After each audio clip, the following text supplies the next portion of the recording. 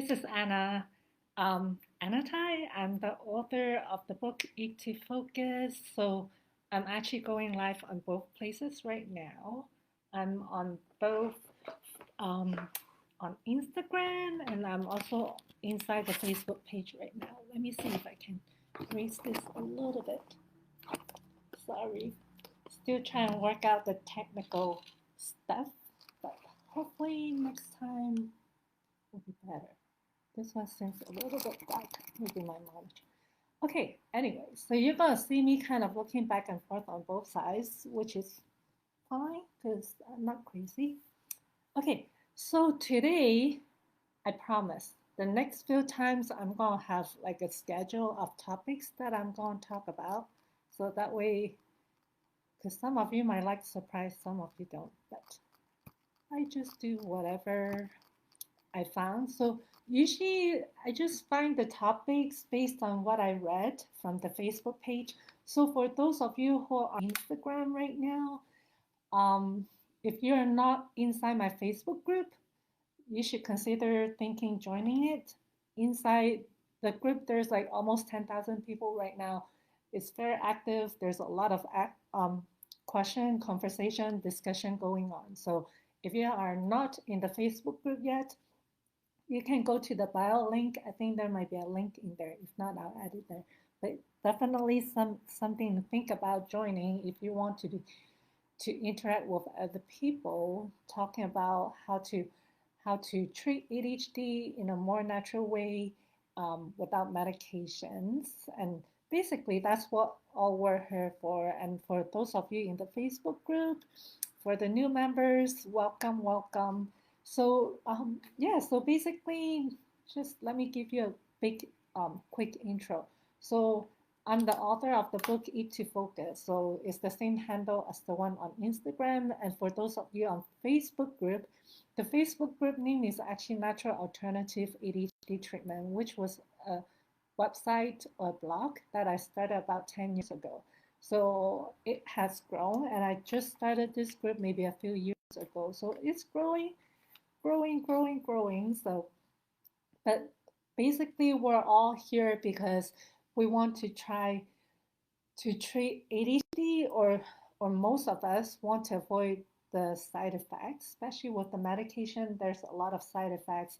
And my background is actually a registered dietitian. I'm also a board certified specialist in pediatric nutrition. So my specialty is actually in kids nutrition. And I kind of started this blog because I see so many kids with ADHD for the side effects. Like the medication basically make them stop eating. So that's where I kind of started seeing all these kids with ADHD having problem with eating. So I see a lot of them because they're not eating, they're losing weight. But then also at the same time, I'm learning all this thing about like the things that the medication do to the body, right?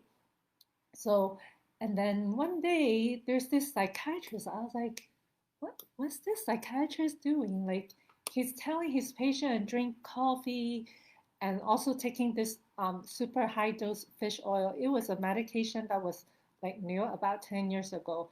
So basically, it's a prescription strength fish oil. So you know how drugs companies can make a lot of money with like all the medication when they put a pen on it. They have sole right to sell that medication for 10 years. So what they do is because fish oil technically is a natural substance, so no one actually owns the patent to it. Um, so the company technically can make a lot of money. But what they do is they take the fish oil, tweak a few molecules, and then make it super, super strong, kind of like how they do with a lot of the medication, which I talked about in another blog a few weeks ago. But but that's what they did. So they took fish oil, tweak a few molecules, and make the fish oil super, super high strength or high dose. So that medication was actually originally created to treat and prevent heart disease. But this psychiatrist, he decided to give fish oil to these kids with ADHD. So I started doing my research. That's how I started this whole journey. I was like, Oh my God. So if fish oil and caffeine can help with ADHD, why are these other doctors keep giving all these kids all this strong stimulant that is like taking the personality away, turning them into zombies, taking their appetite away, right? So, okay, someone have a question about which brand vitamins that I recommend. So I do have a list, and today I'm not going to go over the supplements, but I do have um, a link with all the supplement recommendations that is in my book. So if you go to the bio in the link in Instagram, so you're on Instagram, so you go to my bio, there's a link that will take you to I think one of the link to the supplements. For those of you on Facebook, I'll put that link in later in the comment. But today I want to talk more about food. So that's kind of like where I get started with all of this whole research thing.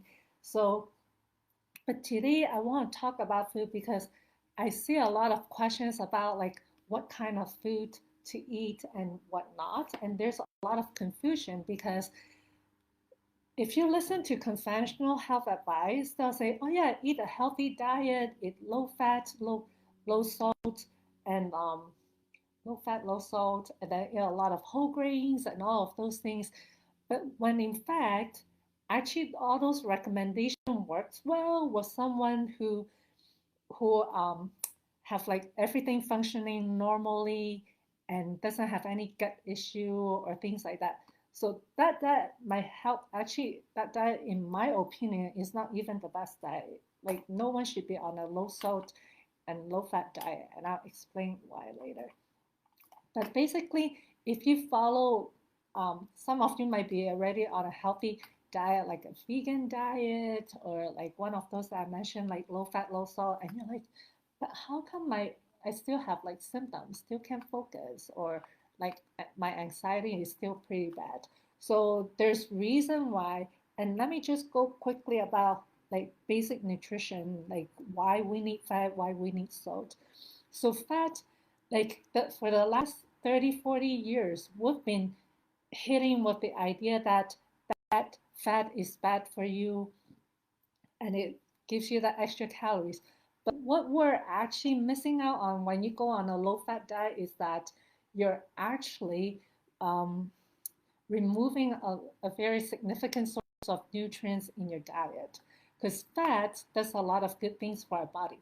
It gives us vitamins that can only come from fat. It also protects our body, keep our body warm, and it does a lot of things. So when you take out fats, one of the things that the biggest impact is that you actually um, replace most of the fat with a lot of carbs and sugar. So you ended up eating more carbs and sugar because of eating a low fat diet. Because fat, when you eat things that are high in fat, it actually makes you feel fuller. And I saw that there's a question about craving extra salt and sugar. So that's kind of like part of it is the ADHD brain, and part of it is also like the quality of the diet in general. So so sometimes we see kids, even adults, crave sugar and salt. So one of the things with when it comes to salt cravings is like we have to look at what's in the salt, right? So salt is sodium chloride. So those are actually minerals and electrolytes that our body needs. So when someone is craving salt, it usually means that the body is low on electrolytes. And that's the reason why it's so important that we provide making sure that our diet have enough salt. Because actually eating too little salt or not enough salt is not good for the body. So um, you know how when during a heart attack, you can get shocked back to life, right? So our body actually runs on electricity, just like the electricity that you plug into the wall or electricity give you life. So our body runs on electricity, and without the electrolytes, all the electrolyte imbalance, the brain chemicals might not be working very well, and then the blood pressure might be off. And then also the other thing is when electrolytes level are too low, it can actually make you tired. It can give you more anxiety. And the whole idea is just like if you're familiar with science, like if you cannot conduct electricity in distilled water because in distilled water it's pure water. There's no electrolyte. So if you try to kill someone by throwing electricity in the water, which is distilled water, chances is that person will survive. It's just like ocean, right? Like we often talk about how our body is 70% water. The truth is our body is not 70% pure water. Our body is 70% salted water or saline, something like that with electrolytes, kind of like the ocean. Like just imagine if the ocean is all distilled water, where are we getting our electrolytes from, right? So you need electrolytes from the water. So sodium chloride, potassium, magnesium, and then there's a lot more like the little ones. Actually, calcium is a big one too, and then like manganese, copper, zinc, and all of those. So those are all the electrolytes that are needed in the blood. So like with salt, um, you hear your doctor say you need to cut back on salt. Salt is not good for you. So salt is actually good for you. You just want to be picky about the type of salt that you put in your diet because not all the salts are the same. So I would recommend against um, the type of salt, the Morton's one, because those are processed to the point that there's really not much in there. So you're just getting pure sodium chloride. The best type of salt to get will be sea salt. Sea salt or the Celtic salt. So those are more natural. So meaning that it's not super processed. So you still have like other minerals in it. So those are a lot better salt to use compared to a Morton's one. And then about the sugar cravings. So we see that a lot, sugar cravings and also um, sugar cravings and carb cravings are very common in people with ADHD.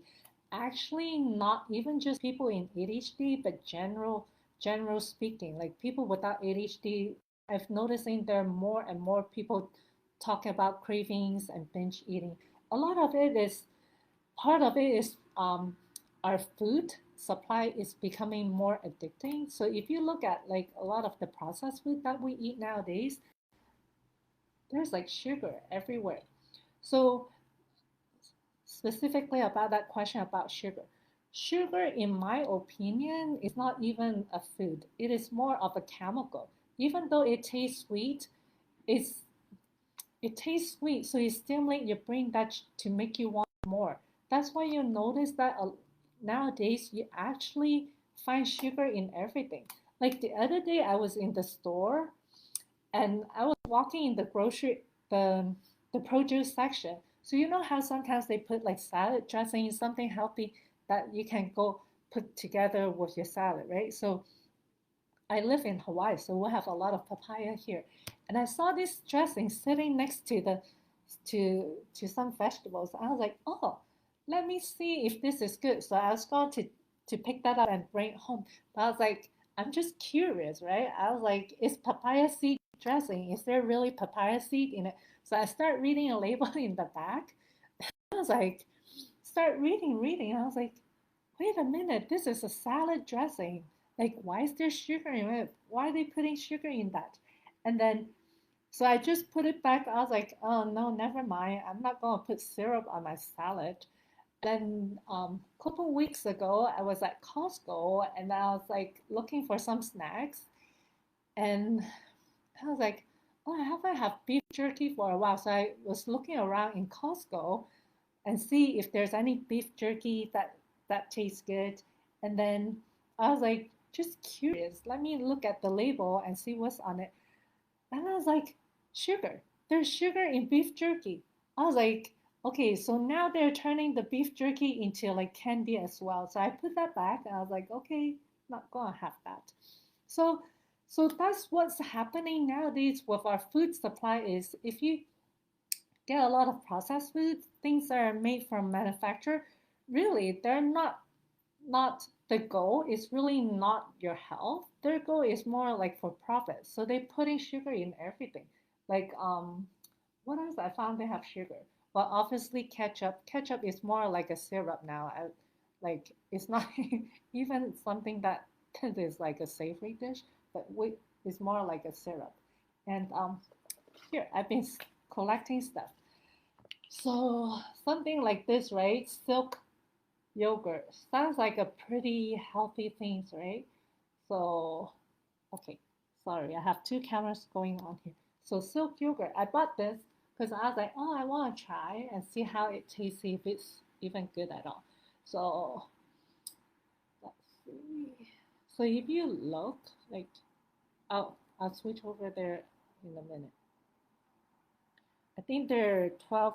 Okay, it's getting fuzzy. Okay, maybe I'll try again. Okay, added sugar, 12 grams. So this little container have 5.3 ounce of yogurt. I don't know if you can see it. It says added sugar. Okay, I'll try my best. I'll just read it. Added sugar. There are 12 grams of added sugar in there. So added means that the manufacturer put it in there. Okay, this side too. So just show you. So it's the silk one, dairy free, right? We all think, oh yeah, dairy free is good. 130 calories right there. Okay, here. 12 grams of added sugar. So a lot of the things that we think are healthy is really not. Like the the intention of the manufacturer is good, but the fact that they're adding the sugar just so that people can become more addicted to the food and keep buying, right? So some of you are like, oh, okay, so 12 grams, what does that really mean? Is that a lot or not?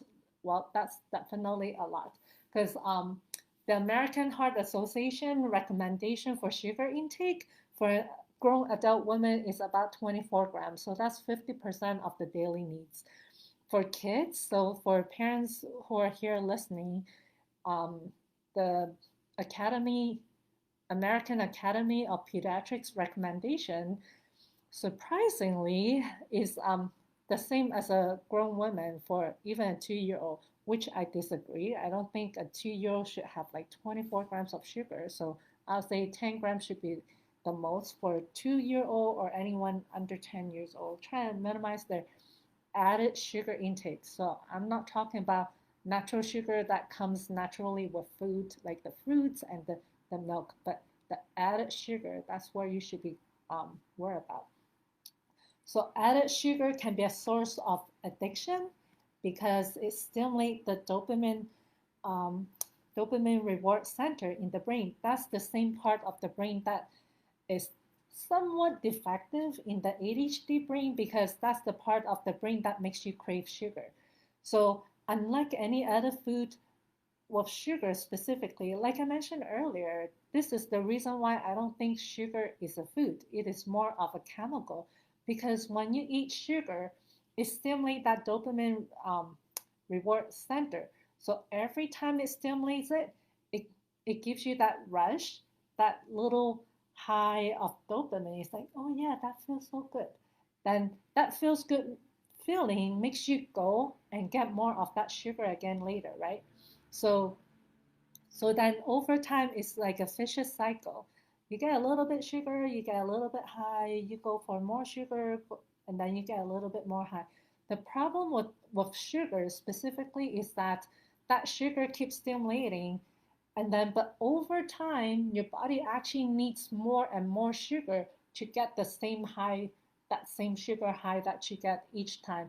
So it almost acts more like a drug, like cocaine or heroin, that the you need more and more over time to get the same kind of response. Unlike eating something a little bit healthier, like having a piece of steak, right? Once in a while, we will like to go and have a piece of nice steak, and you take that first bite, it's like, oh my God, this feels so good, right? But then you don't get that same kind of high. You get that like feel good, like when you eat really good food, you just kind of light up inside you, but you don't get addicted to it because it doesn't stimulate that response system like sugar. Like I said, with sugar, every time you eat sugar, you need more and more to get the same high. But with the other food, you get that like feel good feeling like, oh wow, this is so good. And then you eat few more bites, and then by the end, after you finish the whole steak, like if you're someone who can eat a lot, like by the time you eat the last bite of the steak, you're like, oh my God, I have so much. But you don't feel like you want to eat more steak an hour or two later or even the day after. So there's a difference between the type of food. And the other thing that I talk a lot about is that even though we look at food as something like, oh yeah, I just go to the fridge, go to the store, and just pick up whatever food I want to eat, right? But actually, like, we should look at food more like in a different way, not just to put something in our belly to stop our hunger, but look at food in a different way, like how does the food affects the body? Because food actually have chemical signals. Eating different kind of food gives you different kind of response. So some of you might have noticed that if you eat a very high carb or a diet with a lot of sugar or snack that have a lot of sugar, you might get that like that burst of energy after. But I'm right after eating, you need to crash and take a nap. And I always remind people often think that it's normal that, oh yeah, I need that nap in the afternoon after my lunch. But the truth is, we all think that that's normal. That's normal for you to feel tired after eating, that you need to take a nap after eating. But the thing is, food is supposed to be nourishing, it's supposed to give you energy. But if you eat something and you need to crash after, it's either saying that the food that you eat is the wrong kind of food that you're eating, or you have poor digestion. So your digestion is taking all the energy from your body, drawing all the energy from your brain, from your muscle, just to get all those resources into your stomach and the digestive system, just to digest that food. So maybe the food is the wrong kind of food, or your digestive system is not working properly. That's why you have to take a nap. So those are things to be aware of. And then also experiment with eating different kind of food, right? So if you know that eating a high carb, high sugar diet or snack always cause you to have to crash afterwards, or you want more sugar and carbs later after eating those kind of food, is your body telling you something that, hey, maybe this is not the type of food for me, right? Because again, food should be energizing. So if you eat something and it makes you tired, makes you have to take a nap and like stop everything that you're doing, it is not the right kind of food. So um, yeah, so speaking of the wrong kind of food to avoid, so inside my book, I do talk about something called, or I do talk about the Eat to Focus protocol, which is a protocol that I created based on my years of experience working with different people and recognizing what helps and what not. So with the Eat to Focus protocol, it actually have four phases. The first phase is called the clean start elimination. Um, Clean start elimination. So this is the first step where you basically eliminate all the potential and hidden food allergies and any kind of food additives, anything that potentially in our food supply, in our food system, diet that could potentially make the ADHD symptoms worse. And the second phase will be the feed the ADHD brain. So we want to make sure that once we take out all the trigger food, the rest of our diet focus on food that nourish the brain, nourish the body back to its full potential. And then the third part is healing the ADHD gut. So we now know more about how the gut and the brain is connected. So the next step is correcting the gut, and people and kids, and actually a lot of people in general have a lot of gut issues. So like I mentioned earlier, if you eat a meal and you need to take a nap right after, chances is that something's wrong with your gut, because your gut obviously is not able to digest food properly. So it's pulling all the resources from the rest of your body. So we need to heal the gut. That's the third step. And then the fourth step, which is kind of the step that is ignored by a lot of people, but I think it's very important. So once you take out all the trigger food, you put all the healing and good food, nourishing food in your body, and also healing the gut. The fourth step is really important. It's basically putting your brain or the nerve connection in the right place. So if you think about with the ADHD or the ADHD symptoms, you're constantly not focusing, right? Like you think of a thought, you try to do it, but then in the middle, from start to getting to finishing what you want, you have two more thoughts comes up. So your thinking process is kind of chaotic because you have like multiple channels going on at the same time. So the fourth steps is to help you re rewire the brain so that way your channels stay focused. Like you have one task, you focus on that one task. When you're done, you go on to the next task. So that's what the um, fourth phase comes in. It kind of helps you rewire your brain with different kind of activities. So things like mindfulness, meditation, exercise, yoga, and different things that helps um, rewire your brain. I call it the reboot. But anyway, so we'll talk about the food to avoid. So I think I digressed like all the way from the very beginning. So we'll come back. But so I want just talk about like things that we normally think and the conventional health system told us that is good for us, but it's good for us, but it's not so good for someone with ADHD. So these are things you find the list in my blog and also inside my book. So the first two things that I definitely recommend anyone to remove from the diet will be any kind of dairy product like milk, cheese, yogurt. And then the second thing is gluten or grains. So any type of grains, those are the two main things that I want people, I would recommend someone to eliminate those first two. Other things to eliminate will be things like beans, nuts, and eggs. Oh, and any kind of sugar-free stuff. So those are other things to avoid. But let me talk about first two first, foremost.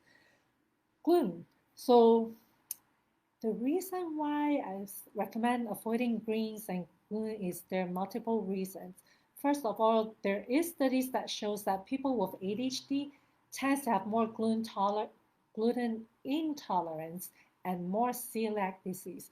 So prevalence of celiac disease in the overall general population is about 1%, but in the ADHD population is about 15%. So there's more people with ADHD also have celiac disease as well. The gluten intolerance, I forgot the number, but the number is also very significant. But with intolerance, it's not an allergy, it's not the body trying to attack itself, but more so the body just can't handle that kind of protein. So the studies do show that majority of the people with ADHD, when they remove gluten from the diet, they see significant improvement in the symptoms within 6 months. And then the thing with milk is, so part of milk, oh, the other thing with the gluten is the clear endorphins in the gluten protein. So when our gut is not breaking down the gluten properly, something called clear gliadorphins is formed, which actually acts similar to morphine, opioids, so it stimulates the same dopamine receptor center that kind of makes it very stimulating. So that's one other reason why you want to avoid gluten in your diet as well. And then dairy. So dairy is the other thing that I recommend people to avoid if possible. Multiple reasons for that. First of all, dairy itself has a lot of hormones in it because milk is something the cows, mommy cows, make to feed the baby cows. And in order for baby cow to grow, there has to be growth hormone in it. So even though you might go out to a store, pick up an organic milk and say, oh yeah, hormones free, we don't put hormones, blah, blah, blah. But the milk naturally itself has hormones because it is something made for baby cows to grow. So the growth hormone is in it naturally. Second of all, anytime you have hormones, that means that when you eat or drink anything that have natural hormones in it, it's going to affect your hormones in your body as well.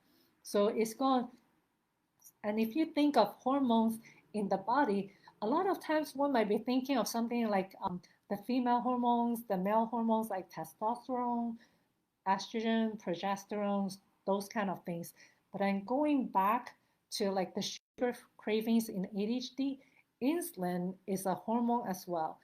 Also, um, the hormone ghrelin and leptin, those are hormones that control our hunger and fullness. Those are hormone as well. So if you're filling your body up with like hormones from another animal, it's going to affect your hormone in your body as well. So it's going to affect your sugar cravings, your hunger, satiety signal. So definitely avoid milk if you can. Um, the other reason is that milk, the way milk is made, so so the hormone is not like there are less hormone, there are more hormones in it because for a cow to be making milk all year round to feed the baby cow, then they get pregnant every year. So that way they can keep making more cows or having more cows and then having more milk. So not just that natural hormones is in the cow's milk, but also the artificial, not just artificial, but just the fact that making the cows pregnant every year, that pregnancy hormone is also in there as well, which is not normal, right? Like human, we don't get pregnant every year. Like some people do, but not quite normal. But even cows, like maybe naturally when they're living in the wild, they don't get pregnant every year. But in a dairy farm, they do because they have to get pregnant so they can have a new baby cows that maybe later will eat, which is a thought, distressing thought.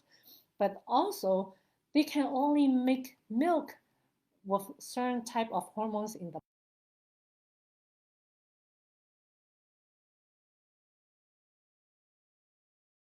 meat and probably doesn't want either. So if your body have words and can say something, your body's probably gonna tell you that please don't eat that. Um, and then also like cheese, I hear a lot, like pretty much all of us love cheese. Like I have to admit, even though I'm telling you that milk is not the best thing in the world to eat, I love cheese too, but it's something that I try not to eat every day and I use it only more as a flavoring.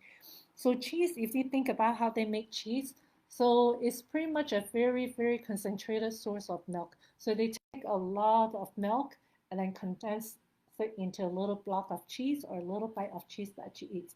So just think every time that you're eating cheese, that might not seem like a lot, you're actually drinking a lot of milk. So yeah, when you think of milk, think of the hormones that is in it and how the milk can actually grow a baby cow.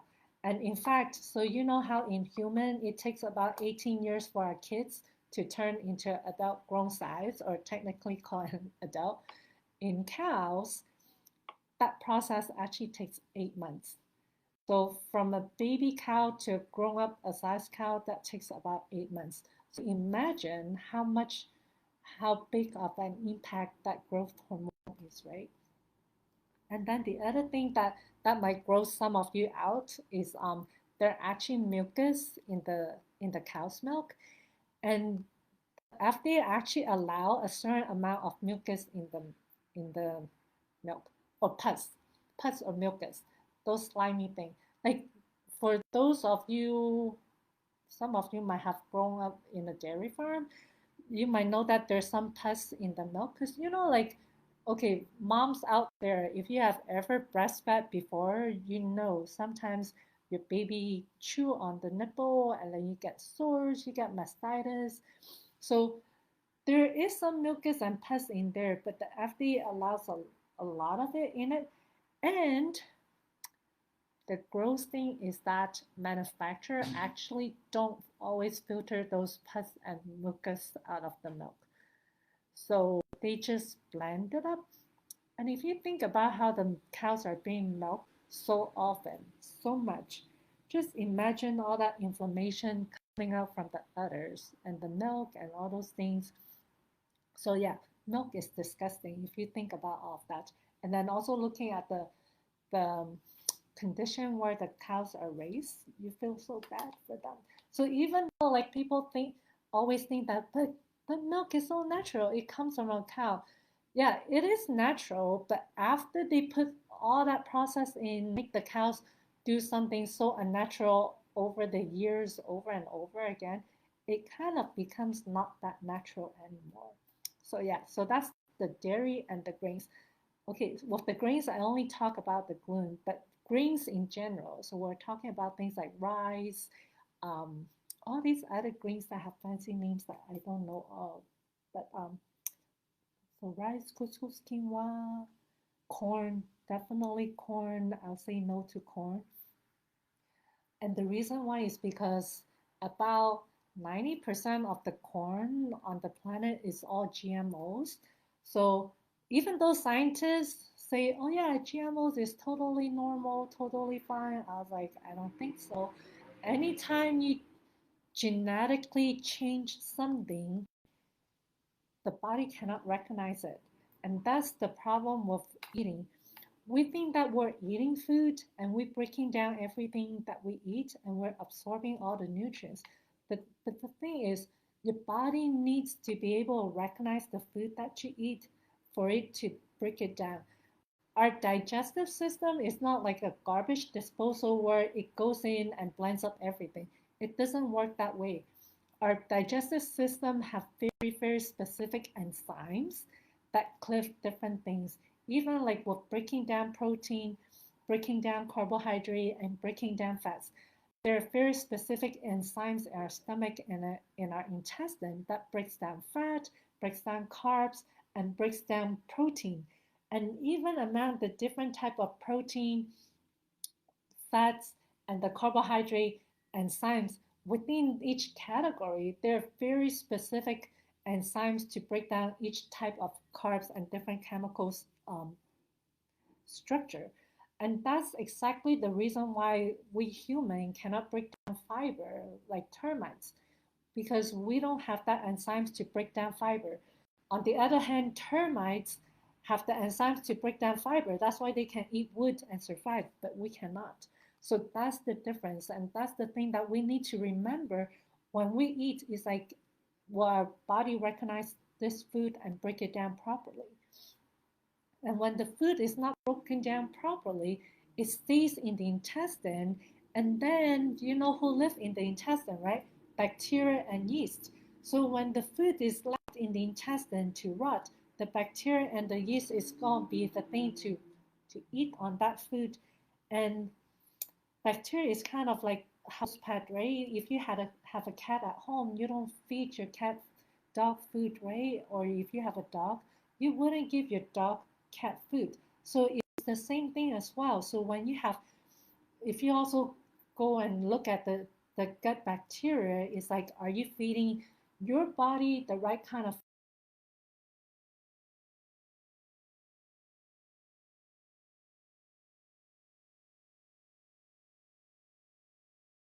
or if you eat the right kind of food, your body feels good, your thinking feels good, you have more energy, more clarity.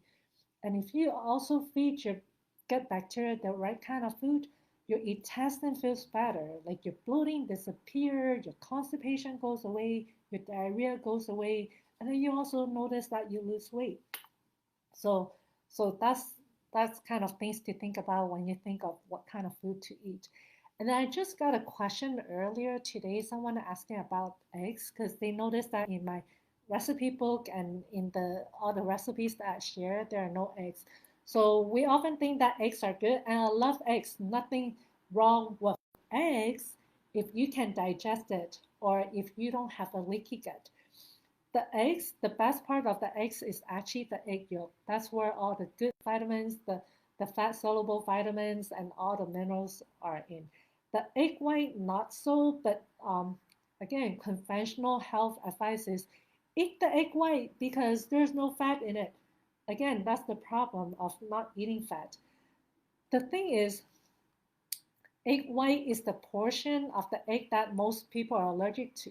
So when someone have an egg allergy, most likely they're allergic to the egg white, and there's a very, very good reason for that. Because if you look at how the egg is structured, the egg white is actually there to protect the embryo of the baby chicken inside. So that's why the egg yolk actually have a lot of protective mechanism to protect the egg yolk or the baby egg if there is supposed to be one. So because of that protective mechanism actually is irritating to the intestine. It's kind of the same idea with the seeds and beans, because the seeds, I'm going to lump them all together now. So, like the seeds, you know how birds eat seeds and then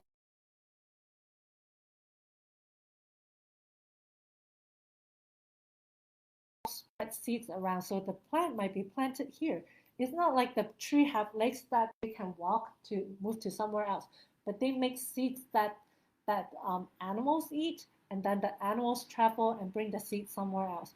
So that's why seeds is one of the things to avoid because of that protective mechanism from the plant naturally. And that protective mechanism actually prevents that seed from being broken down or stimulate the intestine so it comes out, right?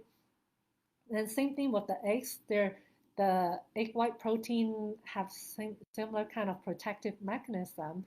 So it kind of actually can cause leaky gut as well. So that's the reason why the eggs and seeds and nuts are avoided because of those protective chemicals like the lectins and the lysosomes in the eggs. Um, yeah, that's kind of like the gist of those.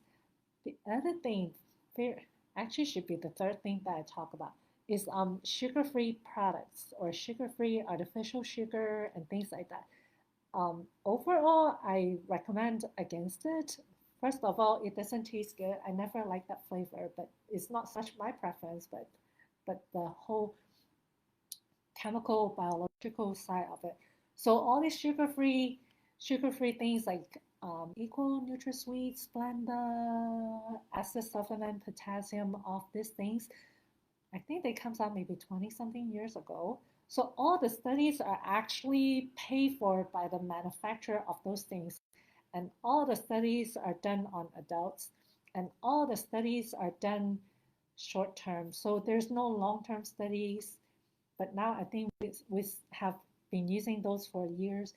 And the thing is, um, also the studies amount, right? So when they first come out, they probably thinking that people might be drinking one or two diet soda a day. But now I know, like a lot of my patients, they're drinking two or three diet soda a day. Some might be even five diet soda a day. Just think of all of that chemicals that you're putting in your body, right? Um, and even though you like the manufacturers say, oh yeah, it's sugar free, so that means that it has no calories, so that means it's healthy. It'll be part of a healthy diet if you're try to lose weight.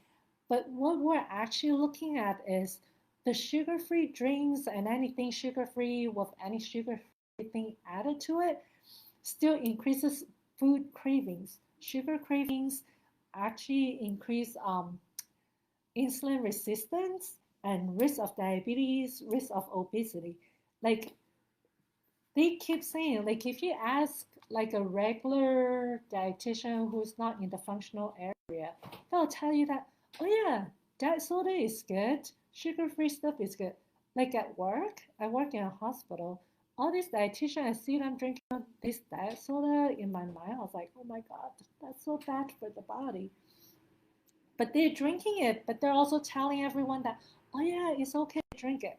But let me tell you, like every day I have patients come back and tell me when they remove all the diet soda from their diet, all the cravings go away. Like they don't crave sugar and like just random food like they used to.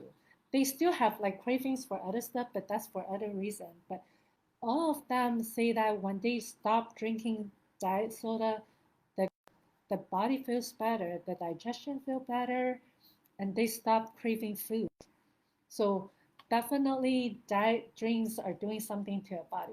And just think about it, right? Your body is really smart. You can really trick it.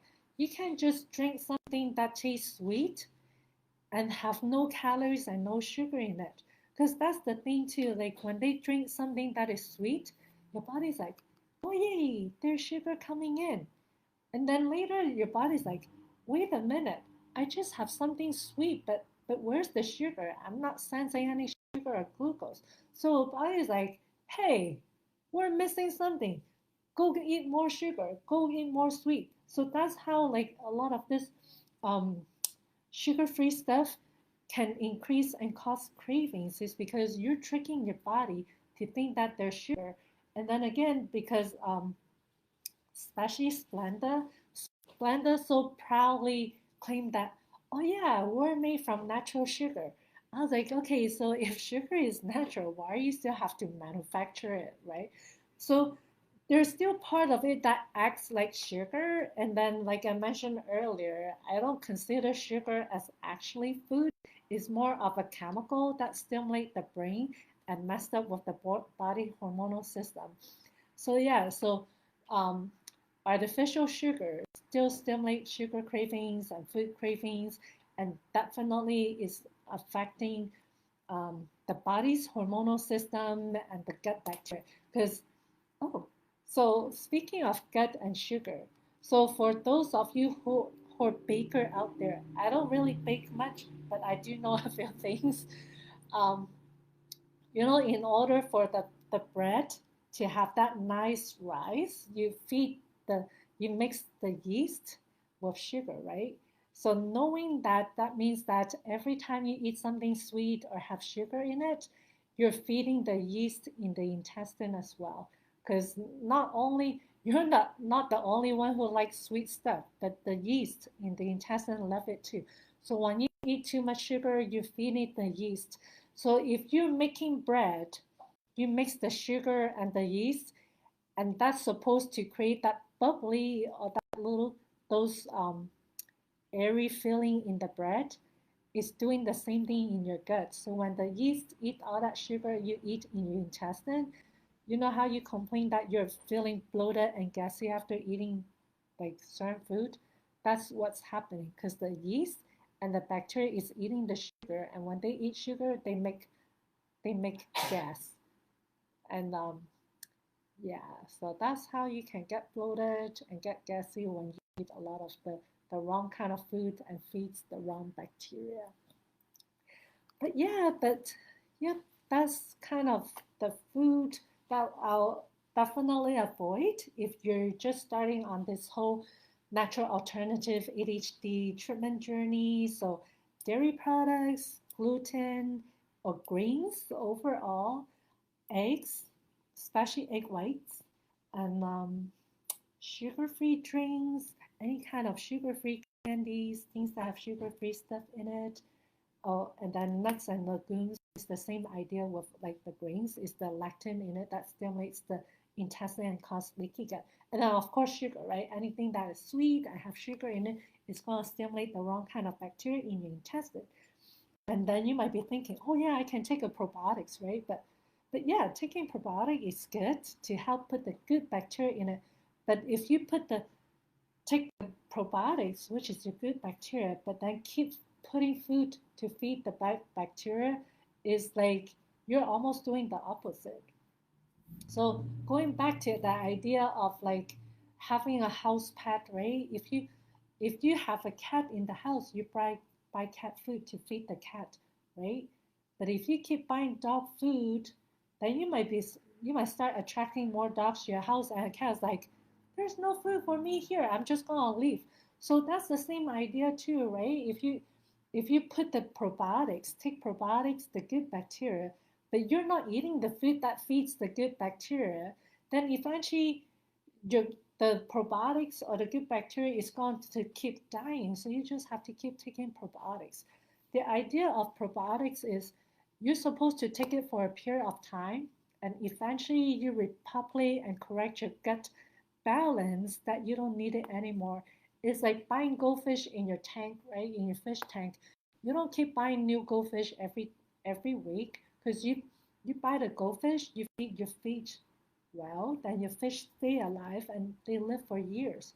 So you don't keep buying new goldfish all the time. So it's the same idea with probiotics.